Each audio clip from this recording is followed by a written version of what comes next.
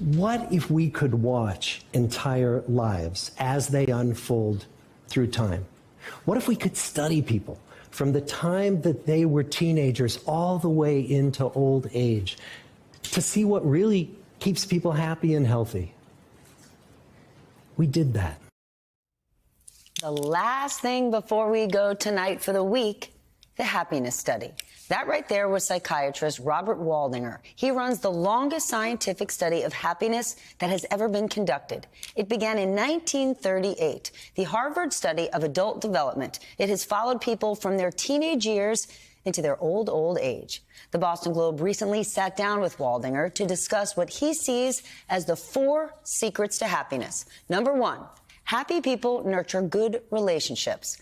We all know people who are the smartest people on the planet, but can't find their way out of a paper bag when it comes to human relationships, Waldinger says. Those people might be outwardly successful, but not particularly fulfilled.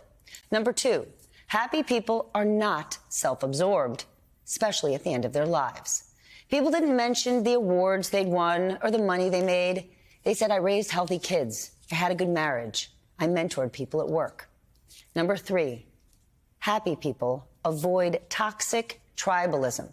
Waldinger says it is easy to see social life as us versus them, bad versus good, cool kids versus the nerds. Instead, he suggests we make an effort to see other people and ourselves as individuals.